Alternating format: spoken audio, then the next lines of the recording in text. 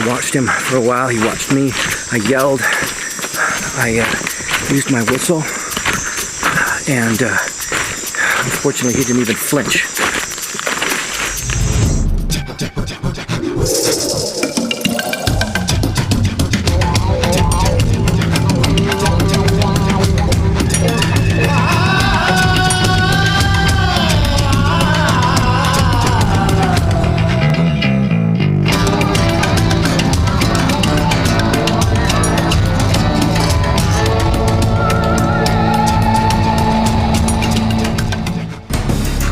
This time on Survivorman, I'm being sent to where I've always dreamed of going.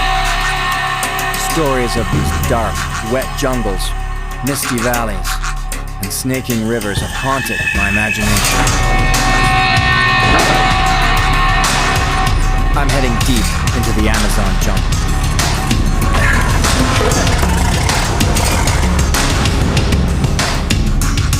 The Amazon begins on the eastern flanks of the Ecuadorian Andes and stretches to the east, unbroken for 3,000 miles. There are no roads through this dense jungle, so I'm taken in by light plane, down into the sea of green. The search is for the small grass airstrip I challenge to start.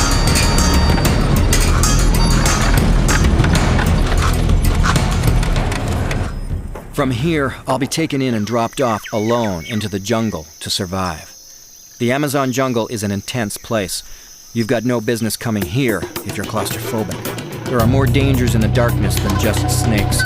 And as I head upriver by dugout canoe, the mysteries and unknowns of the Amazon jungle begin to present themselves. There are 70 confirmed uncontacted tribes in the Amazon basin, and all of them are considered hostile. Anyone who's ever attempted to go in has never made it out alive, and I'm on the edge of the territory of one of those tribes. My Waodani guides are taking me further upriver from their tiny jungle village. The camera crew may be with me now, but once we're deep enough into the jungle, they'll leave me on the side of this river, completely alone. For the next 7 days, I'll have to survive in this jungle, make my way back to the village, and film it all myself. After a long day of poling upriver, a small sandbar is chosen. That's it.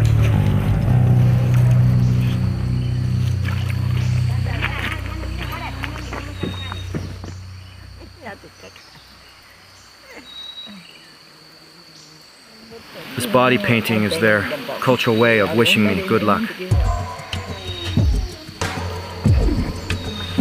Now that the send-off painting is done, it's time for them to leave me alone. See you in 7 days.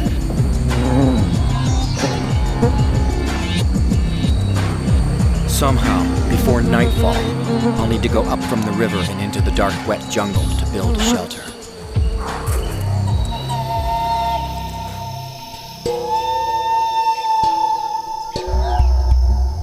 Almost immediately into my jungle shelter exploration, I have run across one of the tiny yet potent dangers of this jungle, what the Waodani natives call the manyi. I'm wondering if maybe there's a nest close by. Now, they only nest in numbers of 60 to 100, but that's plenty. 5 or 6 stings from a manyi ant will put a full-grown man to the ground. You know what? I was gonna club him. There's no point. He'll probably laugh it off. I gotta go get the machete. He's still around. Try chopping them in half. That sort of stops them. I've chopped him in half and he's still trying hard to bite me. I've got his bum over on a leaf there, and it inflicts one of the most painful stings in the jungle. It's been described as taking a pair of red-hot pliers, jamming them into your skin, squeezing hard, twisting, and holding for 5 hours. And I took one step into the jungle and there he was. This apparently is one of my gravest dangers to watch out for. Night falls fast in the jungle. One moment it's light, and in the blink of an eye it's pitch black dark. So I'll have little time to build a shelter. The Waodani natives left me with a dugout canoe for safety, and tonight it'll have to do. If I can make a cover of bent branches, it would shed any rain, but everything I've tried so far just snaps in my hands.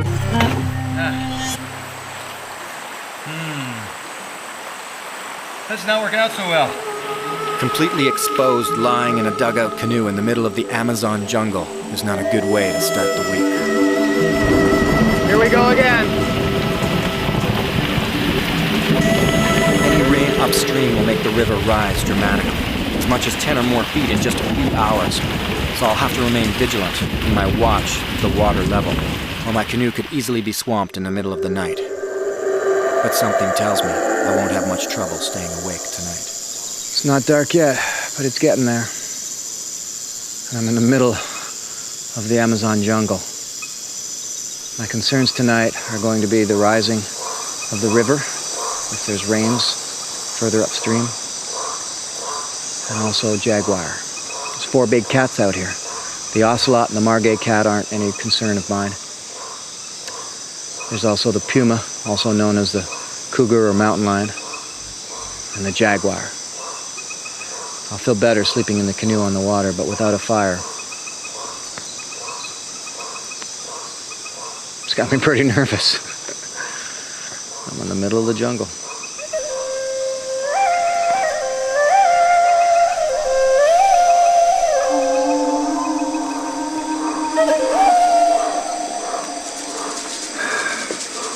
Here we go.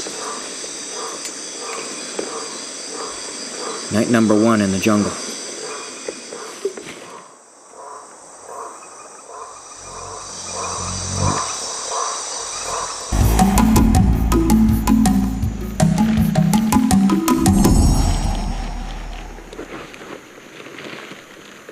Well, this was my night.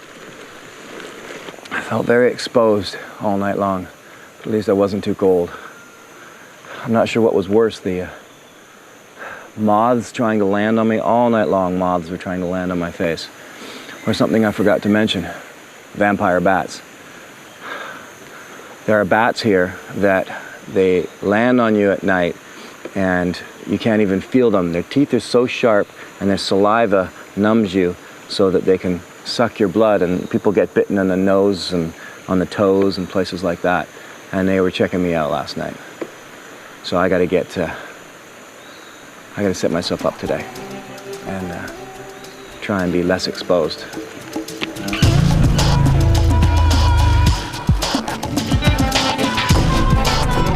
Keeping high-tech equipment like video cameras running in this heat and humidity is becoming quite a challenge. One camera is already shut down due to the condensation. Some of these palm trees and plants are hard enough to use as an axe themselves. Others are quite soft, and the machete makes short work of gathering the supplies I need to make a good shelter.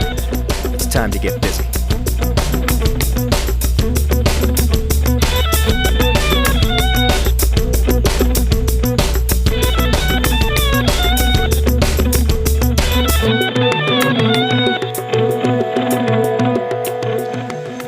I'm told that there are some caterpillars that if they're smooth, probably like this one, that I might be able to eat them. But I'm also told that there are caterpillars here that can pretty much kill you if you touch them once.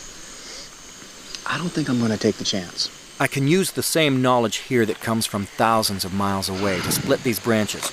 It's the method used in North America by the Ojibwe to split spruce roots. The edges of these are razor sharp, so you've got to be really careful when you split them. I'm just gonna put all of these palm leaves on here, just like shingles.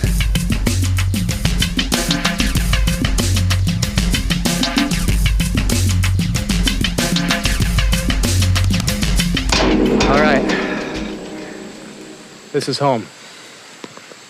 A shelter will help keep the rain off, but it's the humidity that threatens to shut down my cameras. Survival training tells me it's time to assess my situation and take an inventory of my supplies. So, let's go through what I've got. A blowgun.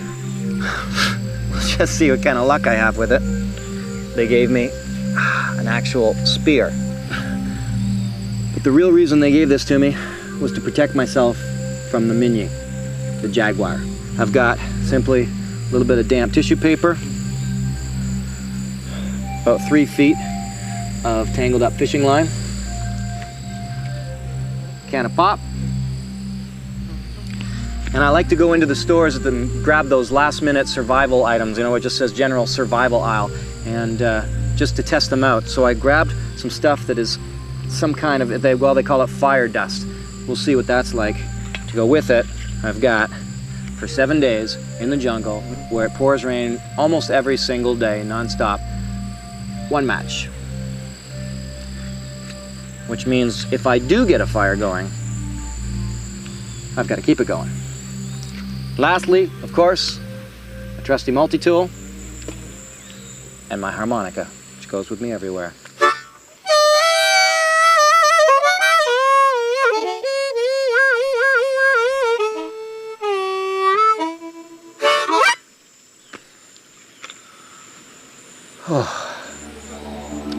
It's midway through day 2, in the middle of the Ecuadorian Amazon jungle.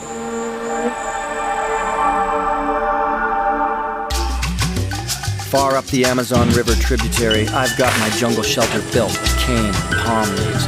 It may help to keep off the rain, but sleeping on the ground is a last option out here. There are more poisonous creatures than I can count or mention, but a short list is scorpions, stinging ants, and snakes, including palm vipers, bushmasters, and the deadly fer-de-lance. So I've got a tough judgment call to make, getting a fire going or getting myself off the ground for the night. Well, looks like I made the right decision as far as platform versus trying to get a fire going. Here comes the rain again.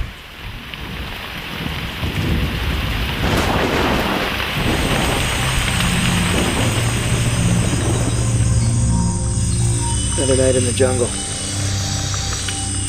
I'm probably about 80 feet or so from the edge of the river. It's good that I didn't have to go too far to find a flat area to make the shelter. I don't have to worry about vampire bats tonight, but I do have to... What the heck? Oh, just a big cockroach. He's okay. But I do have to worry about spiders. Very much so snakes, scorpions, biting, stinging ants, and possible horde of army ants. So this platform, well, that's no guarantee, but at least it's going to help. Of course, it kind of has me laid out on a platter for any jaguar that might come by. I'm sleeping with my boots on tonight. Oh, great. The bats are coming under the shelter. Middle of the night, and it's raining again. Just pouring down.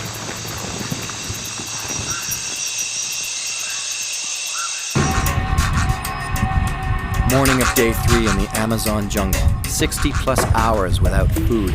But the biggest problem is the ceaseless rain. Guess that's why they call this the rainforest. The condensation is wreaking havoc on my cameras, and they are shutting down constantly. There's an abandoned Waorani hut halfway between me and the village. I don't know what's there. There's probably no supplies, but even if there's just a little bit of leftover dry firewood, that would be helpful. One by one, my cameras are succumbing to the humidity. I think I'm going to make an executive decision and maybe move on. See if I can make it down to that, the abandoned hut. It'll be bigger, give me more room, chance to dry out the cameras. I'm down to 1 camera now. The other 3 are useless now from condensation. So if I stay out here much longer, I don't even have a film to make. What's the point of that? It's day 3, and I've decided to move downriver, essentially on my way back to the village, but for now, to simply find the abandoned hut I was told about. Drying out there may be the only answer to saving my cameras and making it possible to even shoot this film. Knowing I'll need the energy boost, it's time to drink down the 1 can of pop and give myself the sugar rush needed for the journey.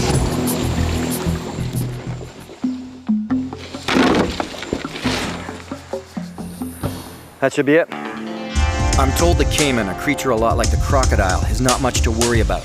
Instead, they said, fear the giant river otters, extremely aggressive and territorial, and weighing up to 100 pounds. While maneuvering this big hunk of mahogany downstream, It takes all my concentration to remember to look up and watch out for the deadly poisonous snakes in the overhanging trees. With miles of river to travel, I've got to pay close attention to the twists and bends of the river bank. I could easily blink and miss the trail to the abandoned hut, or worse, go too far and miss the village altogether. After that, the river winds deeper into the jungle and hostile native territory, where few people have come out alive. Oh. Wow, whole column of bats.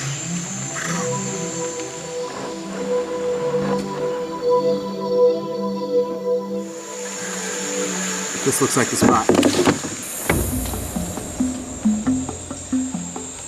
Climbing up steep riverbanks is one of the most dangerous maneuvers you can do in the jungle. You're face to face with prime snake habitat.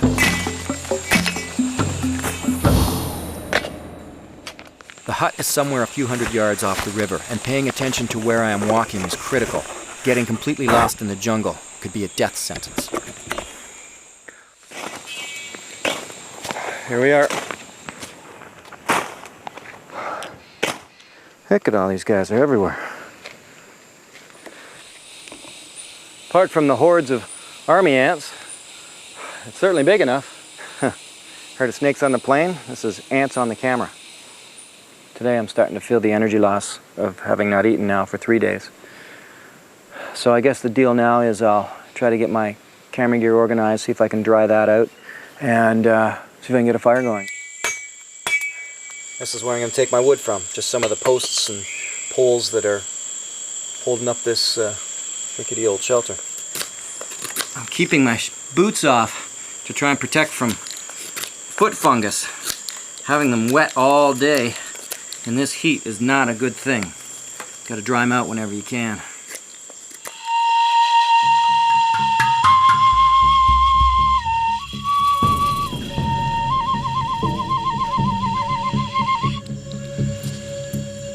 That's my magic fire song. Well, I'm gonna give this a shot. The survival shelves in stores are full of fire-starting gimmicks. Some work, some don't. Most of the tinders will have a chemical or two that should take a flame quick and keep it going just like a candle. Okay, the other thing I'm gonna do is I took some of that damp tissue paper that I had, and just in case this dust fails on me,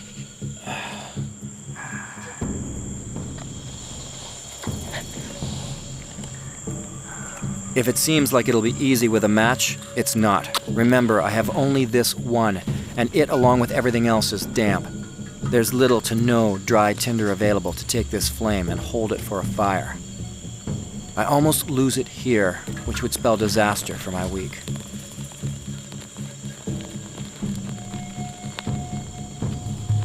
okay, so far so good with this dust. Woo! Ooh, there's big bugs here that are crawling away from this fire, and that's what I like to see. We have fire, folks.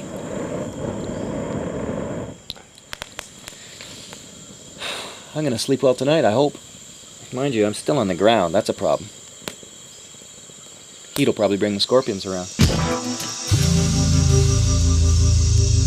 Well, that's the end of a good day.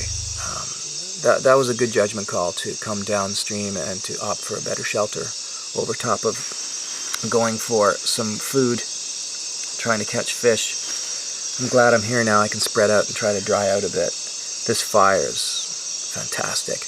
It doesn't guarantee any problem going away, like jaguar, but it sure helps. It should keep the bats down. I'm sharing this hut with bats and a horde of ants and a lot of spiders. But tomorrow I better build... Oh, smoke's going in my lungs here. Tomorrow I better build a platform and get up off the ground, because I'm sure there's still a lot of scorpions and snakes around. Okay. It was good to get here.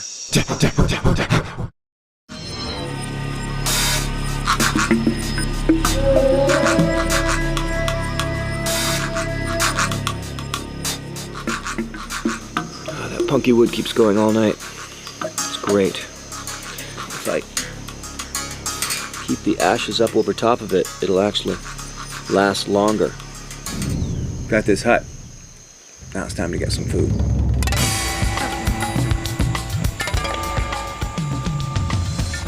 All right, I've walked this far upstream because there's a feeder stream just over there that's hopefully dropping food into the water for fish in this area. Now, what I'm going to do is I'm going to go to the backwash areas and I'm going to be shoving my hand in underneath and into the holes trying to catch the catfish that might be in there. Now, the dangers are many. First of all, there's getting the wrong kind of catfish, the spiny catfish. If I grab one of those by accident, extremely painful. Secondly, the electric eel. They like to live in the same place that catfish do, so that can be very painful. And lastly is the freshwater stingray. The Waorani fear it equally to any snake in the jungle. Its sting is so painful and powerful, and it instantly infects. Fortunately, they like to stay where the water is calm, and they're all through this river, but that's why I'm coming here to where the water is moving quite a bit. At least minimize the risk as much as possible. You know, in truth, I've never done this before. Fish for catfish like this. It just shows you it's one of those things where you can't just figure in a survival situation you can just do it. Oh yeah, I'll just go and I'll catch some catfish. Some of these things take practice and take time. Books can be very misleading when they suggest certain survival tactics.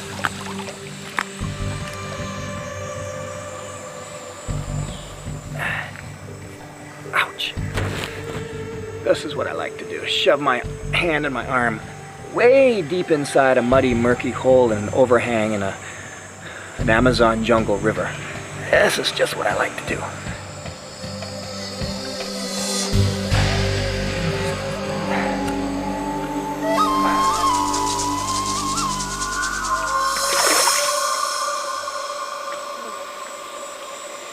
That was spooky.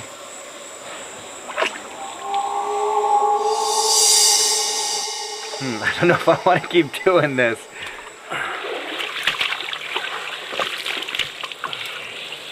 Can't do it the traditional way, I'll do it my way.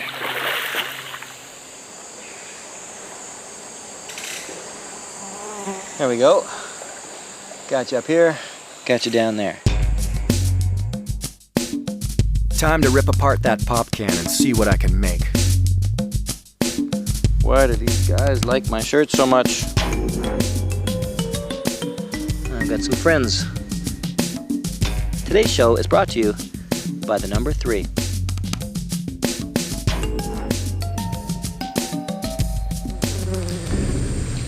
Now I need some bait. Surviving for days in the jungle without removing my boots is beginning to take its toll on my feet. Infection has begun. Okay, that's the infected toe.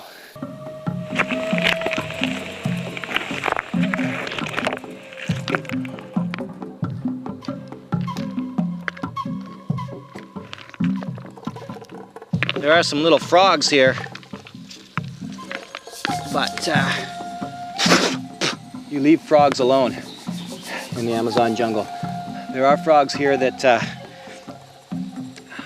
touch them once, touch your mouth, and you can die. They are highly, highly toxic. So I'm just staying away from any and all frogs, no matter what size, just to be sure. I can bet that this guy's going down. Oh good, I chopped him in half.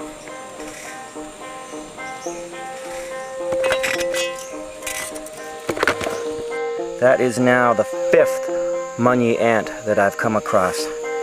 And I mean, that's the decapitated version. He has no head, and as I touched him with the stick, you can see that it's still trying to sting, even though it's been decapitated. Just like its head keeps trying to bite, even though it has no body left. These guys are mean. There we go. Hate to do it because it is a butterfly, but I've got to eat.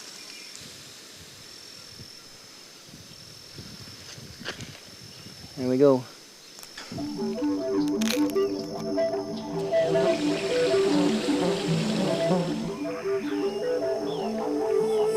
know what? This area's...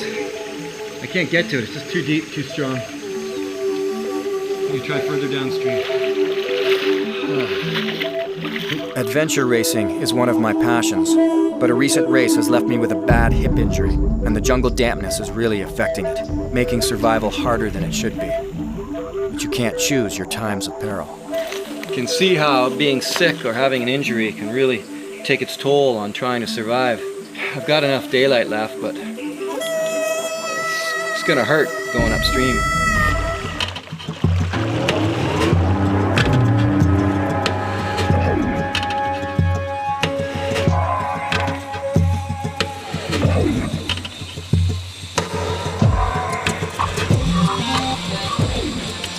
Just little guys, minnows.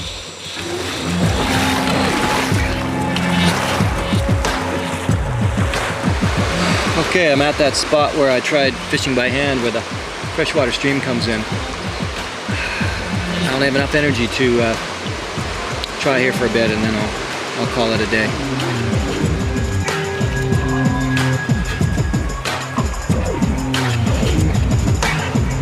I've been fishing for almost 5 hours. I've tried hand fishing and now with a hook, and nothing's working. That's disappointing. I was actually really hoping to catch something with this little pop can hook. I've given it a good shot. It's just not as easy as I had hoped. Yet another day without food. I'm going back to dry my clothes.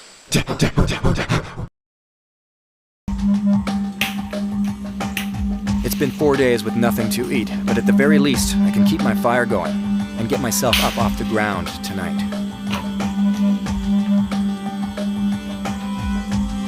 The platform in this hut is infested with ants and spiders, but the wood itself, in spite of the many leaks, has a few dry spots, which will provide me with some much-needed firewood.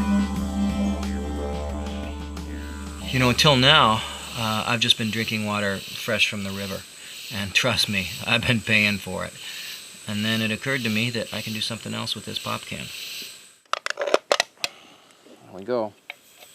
I now, thankfully, have something to boil water in.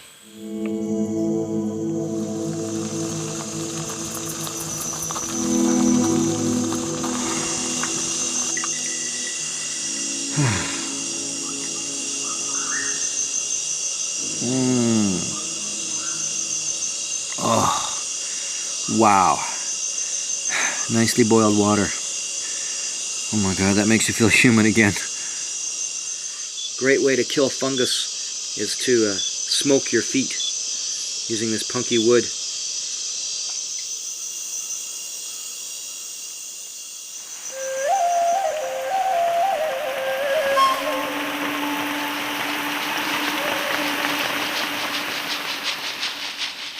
This is all fogging up again. Wow. If the fish aren't going to come to me, I'm going to go to them. Remember that mosquito screen? Well, as luck would have it, in this part of the Amazon jungle, or at least this area of this river, there's no mosquitoes. But that means I don't really need this net for mosquitoes now, do I? So, I don't know about you, but for me, that looks like the perfect fish trap.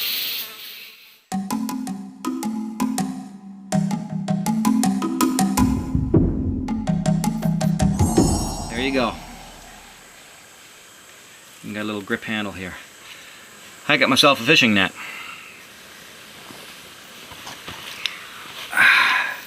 These are my friends. I know they're my friends because they're with me through thick and thin every day. All day.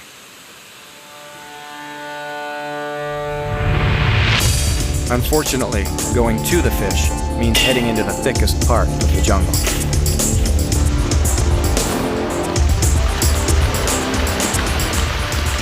This was a spot I wanted to try fishing, but apparently the area is blocked by a zillion spiders. Ooh, here they all go. And I gotta cut my way through them. Yeah! The rains stop, then they continue, then they stop, and then they continue again. Survival in a rainforest.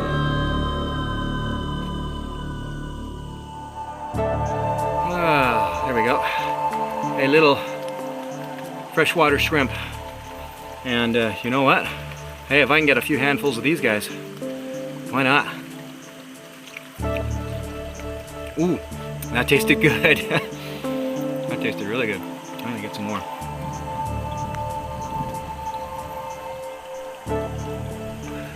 Shrimp number 2. My last one kind of bit my tongue when it went in. I didn't think they could do that, but the last one did. So you were getting chewed right away. Yes, you.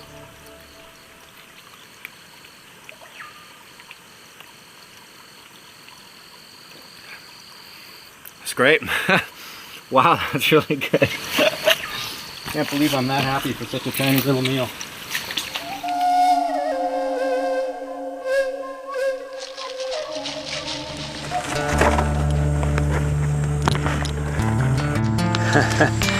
Oh yeah, this is my lucky day. Check this out. This guy here, some jungle fruit. And if I could remember the name of it, I would tell you, but I can't. So the narrator will do that for you. It's a cocona fruit, also known as daboka. Oh yes, and it's perfectly ripe.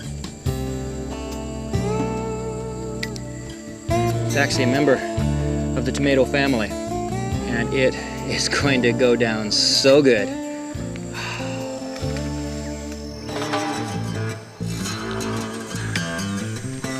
Now this is a little bit tricky to get to because the palm vipers like to curl up in these little spots here. Some more delectable jungle fruit.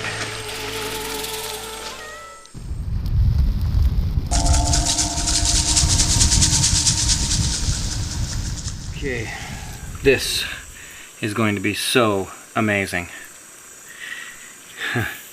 I mean, their shrimp are nice, but this is going to be a flavor explosion. Oh yeah. This is out of this world. The daboka fruit tastes like a cross between a lemon and a tomato. Oh, oh. Oh my gosh. It's amazing. Oh, I'll tell you, that fruit was a fantastic boost to my energy. The tomato fruit and the liquid and those shrimp, just right to the bloodstream, you know. I've got the shirt dry and now I'm drying my pants over the fire. But the worst thing right now is the fact that I'm dealing with some pretty bad foot fungus. It's right across the 5 toes on my right foot. And I don't know, I'll have to see how that goes. If I end up getting real bad tomorrow with it, it's not worth losing any toes over, that's for sure. So I might have to call it if that's the case. 'Cause right now I got the feet fungus blues.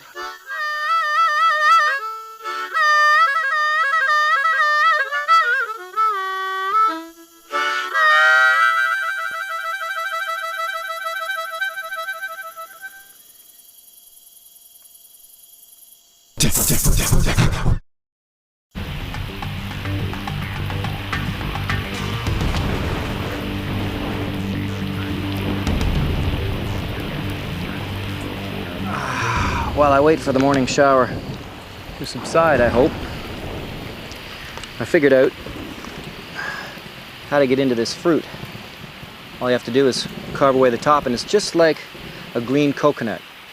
Just open that up a little bit, and inside of that little hole is liquid, fresh, rejuvenating breakfast liquid. You've got to come check this out. Going to go out into the jungle a bit here, and in the last 5 minutes, thanks to the rain, the river has risen about 3 feet.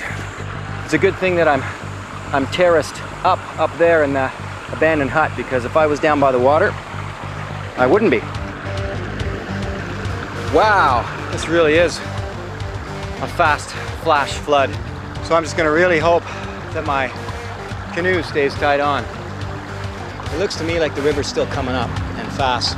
So while I have the chance, I'm gonna wade upstream against the current and just retie that canoe up a little higher. Tied up the canoe about another 4 or 5 feet higher, and the water's still rising, so hopefully that'll hold. That was fun. Gee.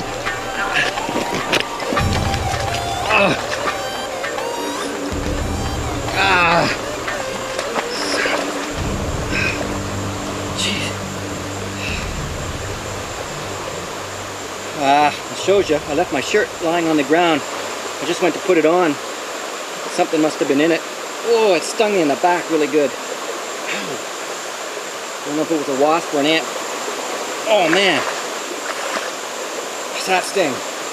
Whew. I suppose what I should mention that in reality, as I get stung out here, the best thing to do is not to swat them, because you can shove the stinger down deeper into your skin. Of course, that's pretty hard not to do when they're on your back and they're stinging away. But the best thing to do is to flick them away.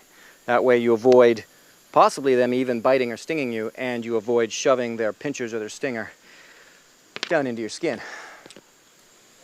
Let's go hunting. Finally, a chance to put my traditional blowgun to the test. The dart just goes in the end, like this.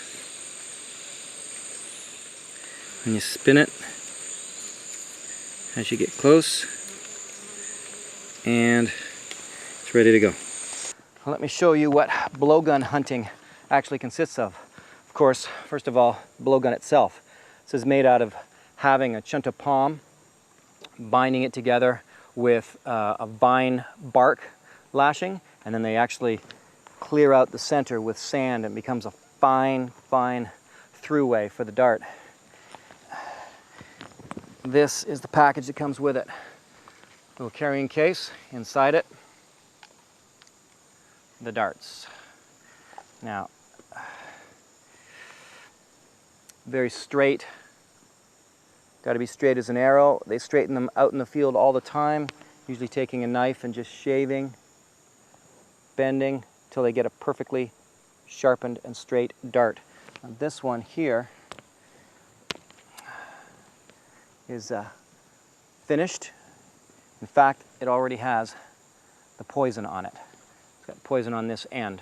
And the next thing they would do is take this little rock flint notcher here and notch it around in one spot. That way, if the monkey pulls the dart out, the tip breaks off in the skin, keeping the poison in the monkey.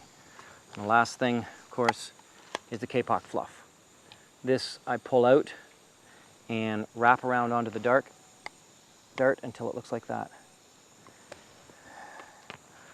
Now what I'm going to do is I'll pick a spot on the tree and high up, and I'll aim the camera on it, and I'll see if I can hit it just to show you what I can do. Oh baby! Yeah, let me see if that got on camera. Oh, it did. That's only about, oh, that's barely an inch away from what I was actually trying for. So that's how well it works.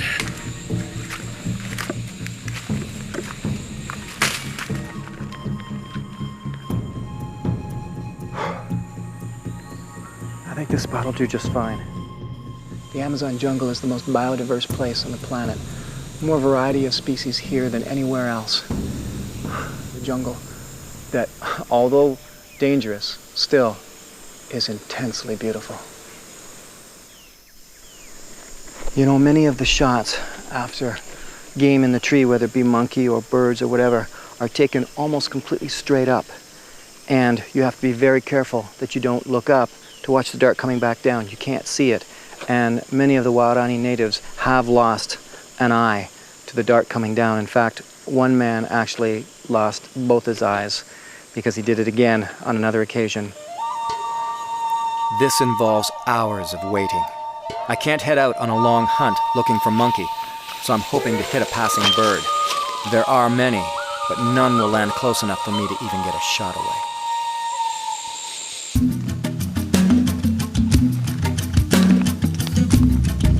I haven't eaten more than a few shrimp and a couple of pieces of fruit all week. On top of that, my feet are deteriorating quickly from foot fungus. And in the jungle, if you can't walk, you can't survive. I was told that there was an old trail leading from my abandoned hut to the Waorani village, and it's here, and I found it. So that's good. I'm going to walk it and see if I can find some termite nests. If I can smoke the termite nests, I can put my feet over top of that smoke, and it'll help to cure the foot fungus that I'm dealing with. There's something that I haven't mentioned yet, and I did off the top of the show, and that's that I'm positioned on the edge of one of the 70 uncontacted hostile tribes in the Amazon basin. And that's very true, the Tagadi. They live only 3 days travel downriver. They're a splinter group off of the Waorani, the people who've been teaching me. And as recent as 6 months ago, the Waorani went down and performed a spearing raid where they speared and killed a number of the tribal members. These raids still go on. People still live here with an escape route in mind whenever they go to sleep. They think, if I get attacked at night, how can I get out? And it is no stretch to say that it would have been entirely possible for the Tagadi to perform a revenge raid on the village that we're in now. Now, there are a couple of other smaller villages between us and them, but not many. And it really keeps you on edge when you're out here, that's for sure.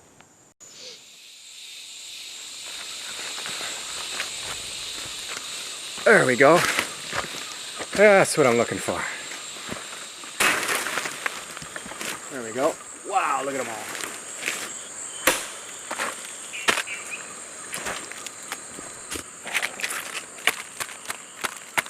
The good thing about termites, they don't bite. Not these ones anyway. So I'm going to take that home. See if I can help my feet out a bit.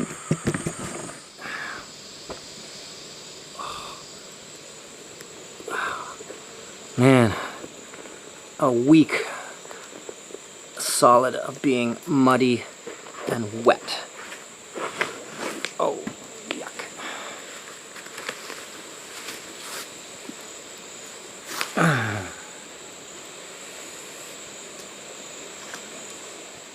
Let's do this.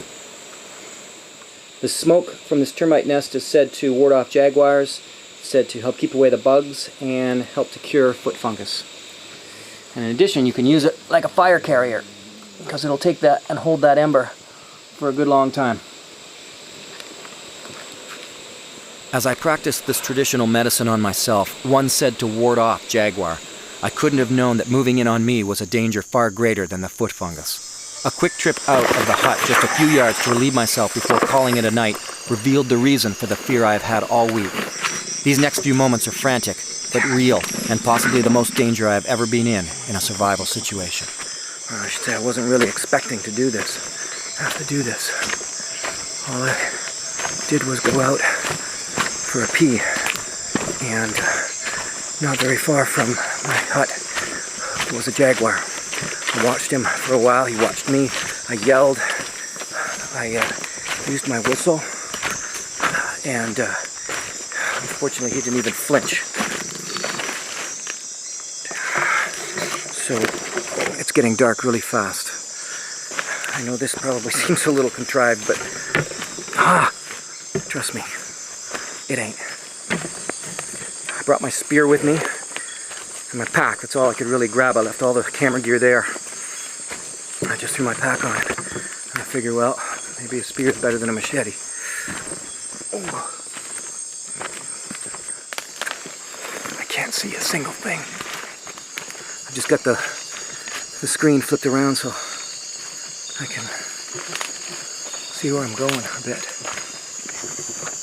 What bothers me about it is that it didn't run away when I tried to scare it.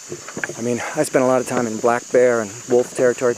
Wouldn't even worry a bit. And but if a bear doesn't scare easily, then you have to be concerned. I've done my time in grizzly territory, but there's just something about a big cat who's interested in you that makes me nervous.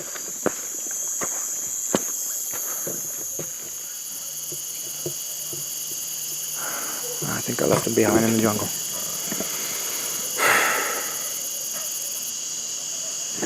I can hear people.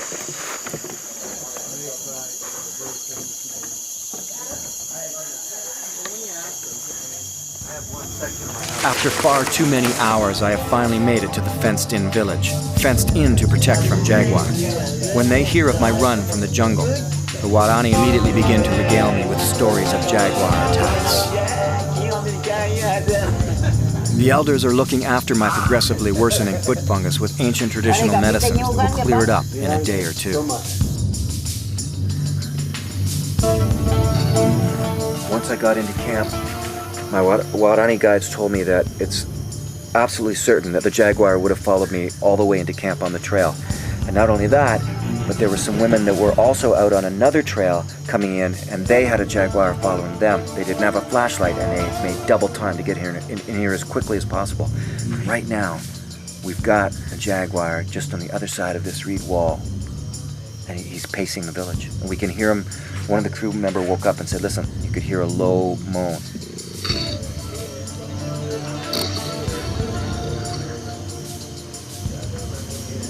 Glad I came here.